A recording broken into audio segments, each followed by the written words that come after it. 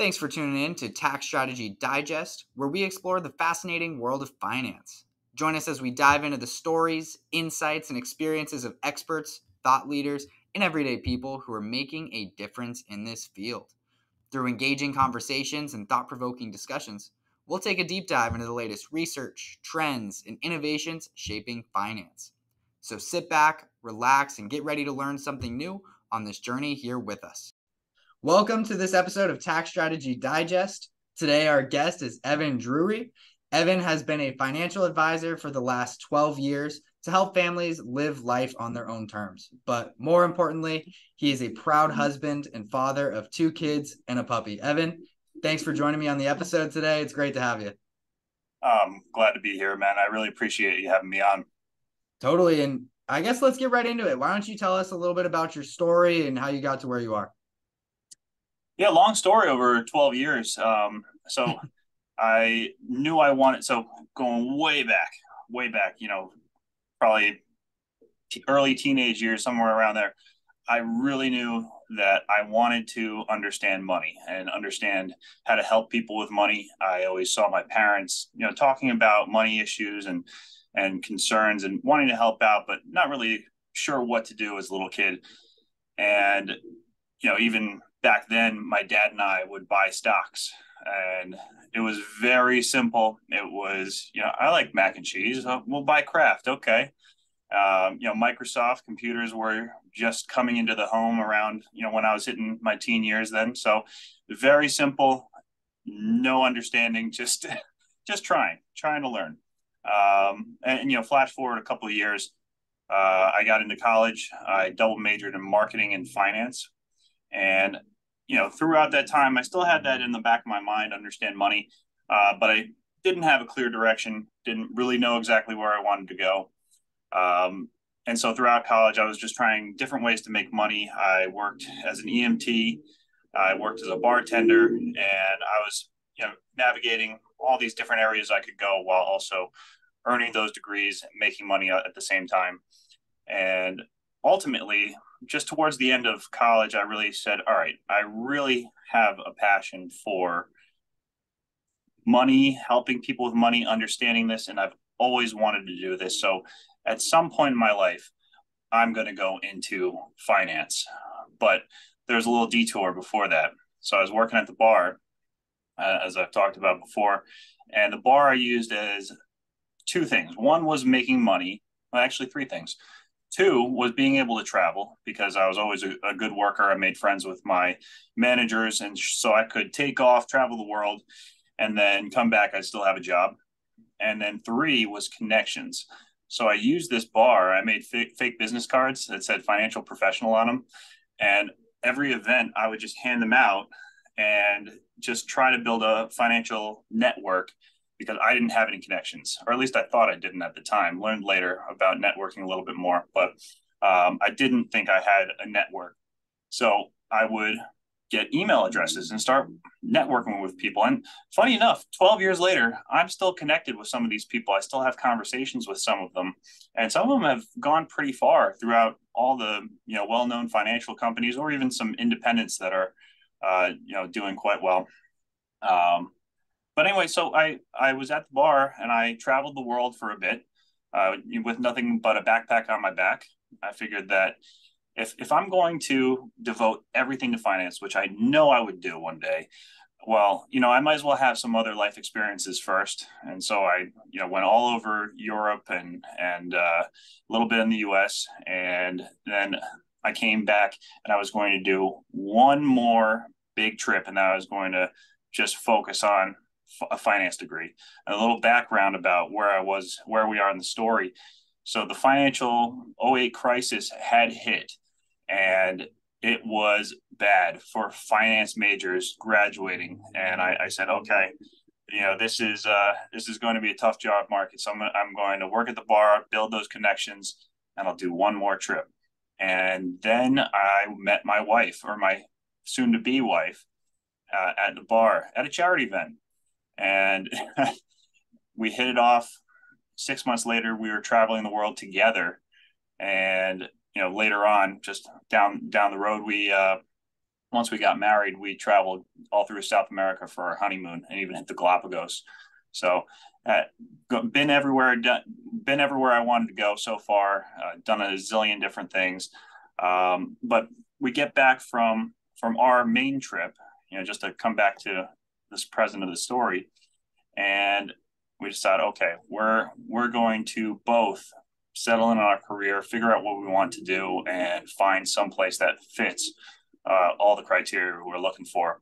I got a job at one of the big brokerage houses, Merrill Lynch, and she got a job, in a design oriented field, and we both just hit the ground running.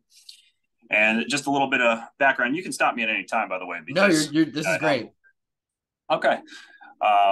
But so I started at Merrill Lynch, and I could not start as a financial advisor. And to be honest, I really didn't want to, because in my mind, I go, why would I be able to say I'm the best person to solve your retirement needs or provide solutions for your life savings? I just graduated college. It didn't make sense to me. I said, all right, I can take a couple of years. They said 2 years and you can go join the program. And I said, all right, great. I got my foot in the door any way I could. And so I just said, all right, I'm going to learn this business from top to bottom. And then I'm going to shift over to financial advising.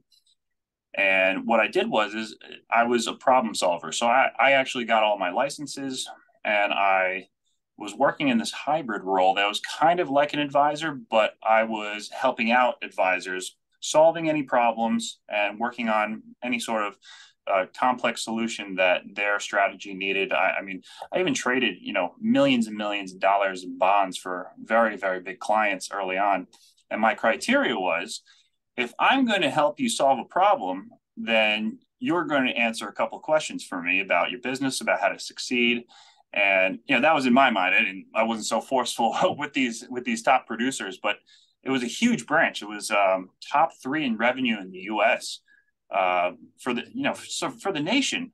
I go, all right, I'm going to get the best advice from all the top people that Merrill has to offer, and I'm going to translate, 3 years of experience that I ended up having there into 30 years of experience by asking and having these questions answered.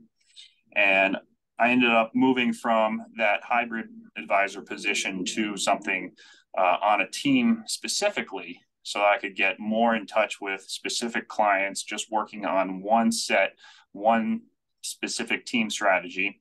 Worked there for about a year, and then an opportunity at my current firm came up, and it had a lot more financial planning. Whereas, we're talking over a decade ago, there was nowhere near as much financial planning discussions happening as there are now. There was a lot of trading still happening.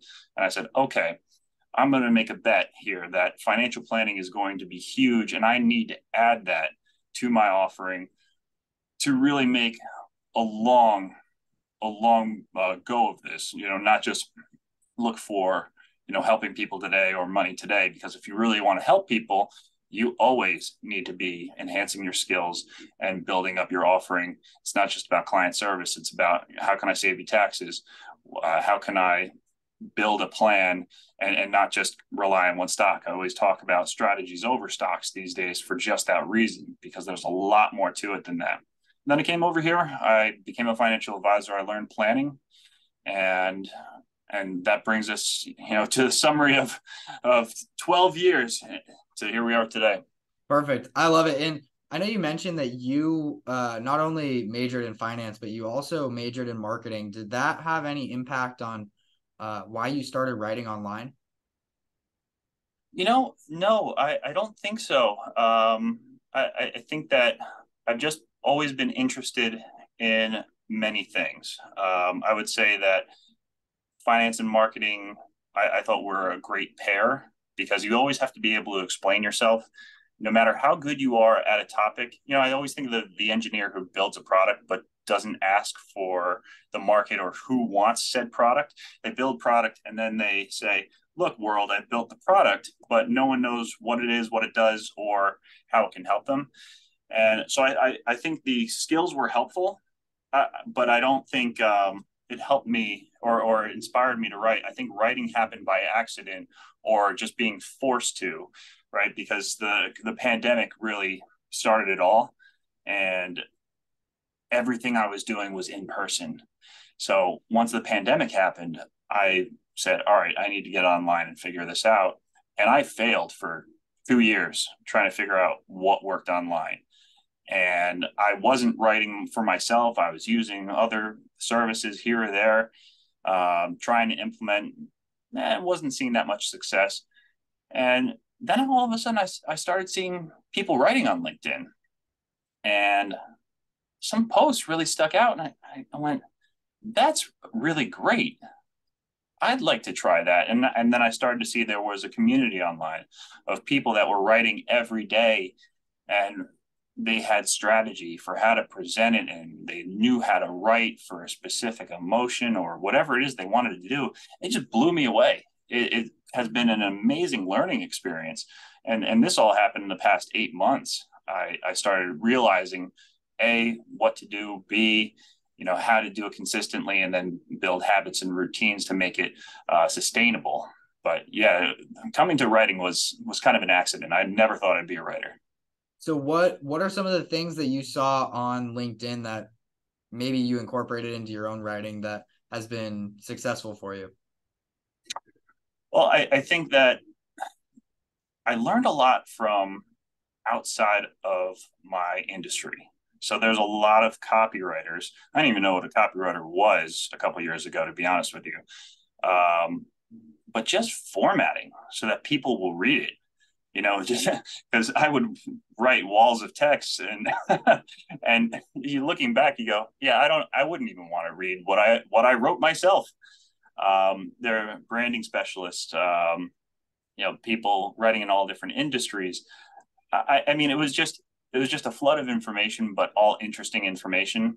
So I wouldn't say, well, actually, there is one that stood out, and obviously, I think we all have a Justin Welsh story where we saw Definitely. Justin Welsh and we're like, wait a minute, this person is not only has followers, which I had no idea LinkedIn had followers, but he has a lot of followers, and he's writing about LinkedIn. He's writing about how to monetize LinkedIn. He's built a business here, and also some posts that you initially see, you go, wow, okay, that was funny. It made me think, and I was entertained, or all of the above, in one post. And so I saw that, and that was really a catalyst to being consistent, because when you start out as a writer, when you're not a writer, it's not easy. But that certainly just gave me the juice to just go every day. I love it. What's something you would give, a piece of advice you'd give to, maybe it's a driven college student, they're about to enter the real world, the workforce. Any advice that they should take or maybe ignore? In general, or going into my field? Let's say in general. I mean, you had quite the roller coaster of graduating college, right? I mean, it was right after 2008, and I think a lot of people who could really empathize with that right now, especially with COVID and the whole pandemic and just the world being a little bit turned upside down for a while. So, do you have Uh-oh. any advice that might fit in from that 2008 that could be applicable today?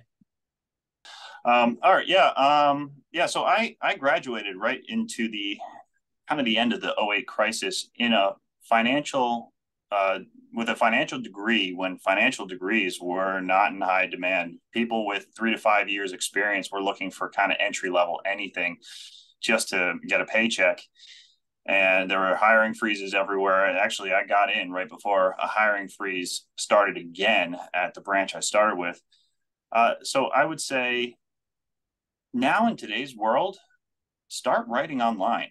You know, it's unbelievable that I can reach thousands of people per day just by writing online. So if you have a specific whatever, if you like marketing, finance, whatever it may be, and you really love that topic, and you might not be completely sure, right? Because how much of us really know what we love at 21, 22? But the skill of writing is an evergreen skill. So take what you love today and start writing about it, and start learning how to be a better writer. Then learn about advanced topics on that, write about that. And that will, on social platforms like LinkedIn, allow you to not only put your name out there more, but build an evergreen skill like writing. And also you're starting to learn all about whatever it is you want to talk about. So you're not just a college kid who just graduated, you're someone who does research and then writes about it in an in-depth way. And you're learning how to network on a level that I would say 99% of people just don't know how to do. They put their resume out there and they hope, or they write a cover letter and a resume and they hope. And through all of that, you will find a community that is unparalleled by anything I've ever seen. And I'm 36 now. So it's powerful stuff. Nice. And what about, let's talk about maybe in your profession, what are some of the bad recommendations that you hear in your area of expertise, or maybe it's just, certain strategies or things that people try to implement that are just not ideal, they shouldn't be doing, or anything of that nature? You know how the old saying, or the saying that's going around a lot these days about who is you associate, the 5 people you associate with most. Yeah. I don't hear a lot of bad advice because I am surrounded by very talented people, very good people. I would say that if I were to start out today in my industry, I think I've been hearing, it's not recent, but, I see everything online. I'm always looking through all sorts of social media, and I guess Reddit is something that's coming to mind as of late. But don't just go for your advanced degree right away unless you can get it through school. See if you actually like the field. Learn about what positions are out there, because finance is something you really have to commit your life to. You have to know a lot about tax law, about how to invest, about people. And it's harder to manage a person or a family from a behavioral standpoint than it is to manage a portfolio these days. So if you're going to commit your life to something, give it a few years, in my opinion, to just learn. Learn, see if you really love it, because you're going to have to commit a lot of time to it. And if you don't love it, you can go do anything else. But at least you gave it a shot and you really thought, okay, I understood what the opportunity was and what my trajectory would be. If you love it, great. Then go after the CFP, CHFC like I have, which is, same thing, just different marketing. And then give it your all. Whatever path you go down, there's a lot more paths than you have available. Then network and learn what other roles are out there and what will be a best fit as you go through your career. Do you ever feel like you're almost a therapist or psychologist a little bit with your clients? Always. I just had a conversation come up today about I need to retire now. That was an email, retire now, from someone, and they're miserable at their job, and they absolutely should be. It is an awful situation, and it's toxic. And so I understand, when I talk about everything I do in my posts, I talk about, the financial side, but also the family side, the emotional versus the economical, because like you said, it's a lot more about psychology than it is about just the dollars and cents. So I would say that with this person that I'm thinking of, absolutely, I've been counseling them for the past year and a half. Don't just retire to escape. Find something else. And I said, listen, we can drop the income needed because we have a whole financial plan showing them everything they need to do and how their life looks based on returns, taxes, inflation, all of that. But let's drop down your income so you're making as little as can be, and you're saving a couple of bucks here or there, but at least you're not withdrawing from your portfolio to live. And how does that situation look? Can you be happy doing something, reduced hours, whatever it may be, and then retire in a year or 2, 3 years? Oh, I forget exactly this situation, but part of the psychology is just saying, don't just retire to get away. Figure out maybe a different solution, a workaround, so that you're maximizing or protecting what you have, because we're playing decades long games here. If you're retiring at 60, 65, I assume that in my plans, you live till 90. So we have to make that last through it all. So part of it right, it is a big part of it is psychology and just saying, don't don't just worry about leaving the toxic job. And certainly if it has to happen, we can figure out a way, but it's also about how do we make both ends of this work? And again, I said the emotional and the economical. We can drop the economical to increase the emotional, and we can still come out on top of the long term as long as we don't completely get rid of one. So how does that balancing act occur? I mean, what would be something somebody today could start doing so that they never have to face an event like you're talking about where they absolutely hate this job, they need to retire right now? Yeah, there's a number of things you can do, and obviously the go-to financial advisor answer would be to continually invest. Let's say since we're talking about additional time frames to prepare for. If you're young, if you're making a good amount of money in your 30s, sock away as much as possible without sacrificing living today. Another thing I talk about, you have to live today while securing tomorrow, because if you're not enjoying today, a lot of people go, what's the point? What's the point of saving all this money? Fair point. Okay, but on the flip side, if you don't save that money, you run into this situation like my client that we're talking about. So sock away as much as you can, but set aside money, make a plan, make a cash flow chart here. And I do that for my clients so that you see, oh, I can still take that vacation. I can go on, extended weekend trips or do whatever it is I want to do in the now, but I still have tomorrow taken care of. So do that. I also am a big fan of increasing your skills, whatever it may be, especially since I've learned to write online. Learn more skills. And Alex Hormozy calls it the SME 500 fund. Yep. So, yeah, so set aside some money for that too. Break it up so that you have money to invest in learning in new skills, whatever they may be, whatever interests you. That could be a marketable skill later on. And I would say those are the top two that come to mind. Perfect. What are your thoughts on investing in things like memories, taking that trip? Obviously, don't if you have $5,000 to your name and the trip costs $6,000, maybe it's not a good investment for you. But if Mm-hmm. it's not going to kill you, how do you feel about that as an advisor? Yeah, started talking about investing in memories early on in this writing process because I think a lot of people, financial advisors included, myself included, for the longest time, we just talk about retirement. We just talk about getting that 65, building, or just building up assets. However, whatever age you are. And I think when you invest in memories, you're investing in the moments that matter at any stage. So if I say next week I'm going to take off on Friday and I'm going to buy ice cream for my two kids, go to the beach, and put my dog in doggy daycare so I can just focus on my kids. That doesn't cost much. It's gas, it's ice cream for my kids, it's maybe pizza on the boardwalk. But more importantly, I invested my time and I scheduled it so that I can make time for all the people that matter in my life, wife included, of course. But schedule those things that you want to do and I'm absolutely guilty of not doing this. So I'm not saying I'm perfect by any stretch, but schedule those things that you want to do.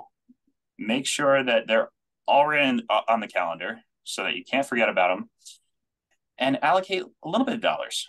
It could be a lot of dollars. I went to the Galapagos for my honeymoon. I know I've thrown a lot of money around on trips and traveled the world, but you don't need to spend that much. The simple pleasures really are the best. So invest your time and invest whatever dollars make sense into memories that'll last a lifetime, is what I'd say. That's perfect. And I always like to ask advisors, and this is a little bit of a silly question, but what's the best investment that you've ever made? Maybe it's in the S&P 500, but what is that for you? Knowledge. Anytime I invested in myself, in learning about a different area and how to complement anything else I'm doing, has been an unbelievable investment for me because knowledge and the accumulation of knowledge that's put into practice is an investment that always goes up, can't be taken away, and you can constantly add to it. Yeah, Perfect. that's the best one I'd go with.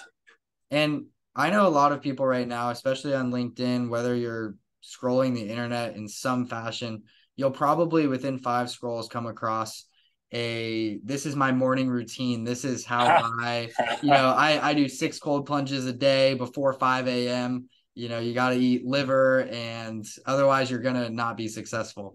So, financial advisors, I saw 3 today who posted something like that, and theirs were not as aggressive.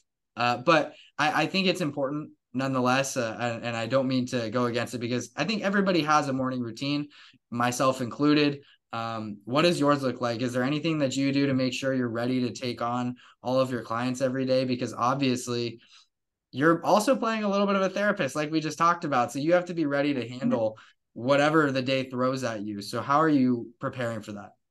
It's a little bit different because I have kids, and my son is 4. He wakes up at this with the sunrise with me, or wakes me up if I'm being a little lazy that day. Let's be honest.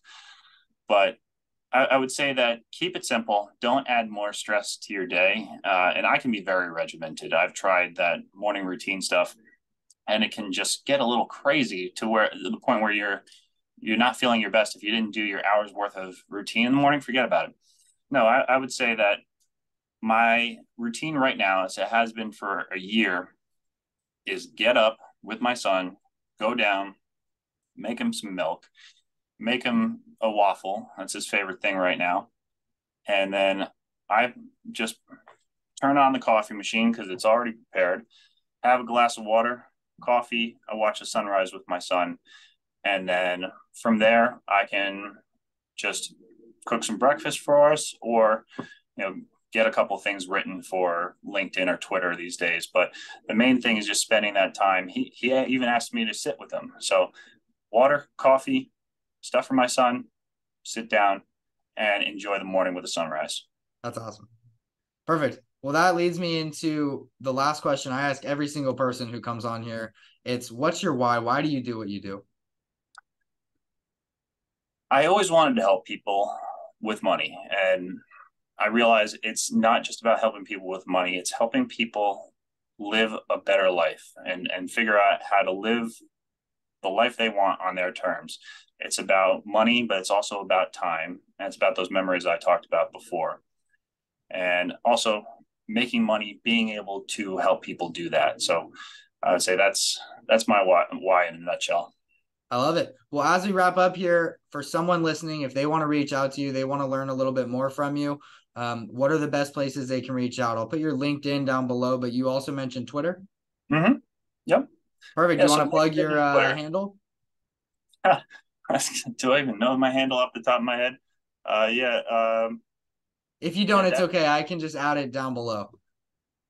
yeah, definitely LinkedIn for sure. Perfect. The comments or the DMs, and on Twitter at Evan P. Drury on Twitter. Yeah, Perfect. comments and DMs as well. Awesome. Well, Evan, thanks so much, man. I really appreciate you taking the time to hop on here today and share a little bit with us. I really enjoyed it. I always like talking to you, and I'll talk to you soon. All right, thanks for having me on. Talk to you soon.